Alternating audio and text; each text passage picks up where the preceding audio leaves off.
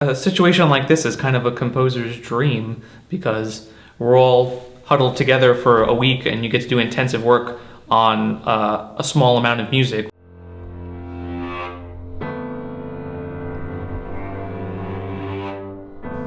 CULTIVATE begins with a rough reading of the pieces that have been especially written for this Emerging Composers Institute by a group of extraordinarily gifted composers.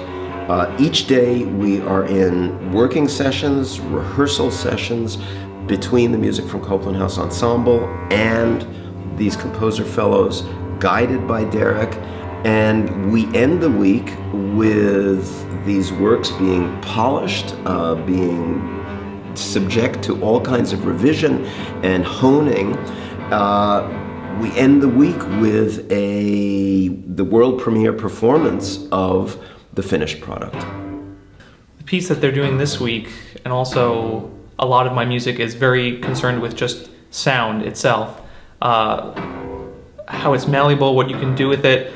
So I tend to think about material in a very acoustical way. So disintegration of a motive or a sound, or how it can be built up, or how you layer things on one another, and what type of textures. I'd say my music is quite textural. Some pieces more than others, but the piece that Music from Copland House is working on, I would say, is pretty textural. Yeah, well, what I was really looking forward to with this piece, I really stepped out of my comfort zone for it, and trying a lot of techniques and ideas, things I was interested in but haven't had a chance to do yet. So I'm really excited, since it's not all stuff that I'm 100% sure will work. So I'm really excited to work with the performers and see, if it happens on the first try, great. If it doesn't, then I'm excited to figure out how to make that work. It doesn't matter, as long as it's that rhythm somewhere on. Yeah, that would be fine.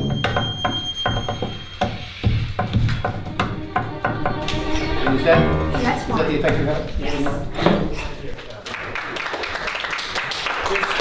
I mean, there's trauma involved in this process.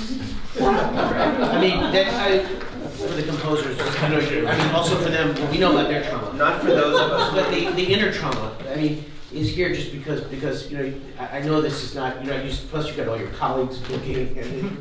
I come a lot out of the sort of period, like around the turn of the 20th century, when it's not exactly romantic anymore, but it's not yet what you would consider full-blown modernism, but it's music that's really dedicated to, not just music, but literature, art, that was really dedicated to kind of delving into the unconscious mind and revealing all the recesses, both pretty and ugly, of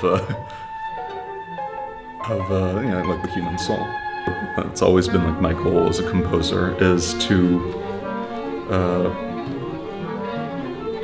make music that just reaches that point of intensity where, when you're experiencing it, you just forget yourself completely.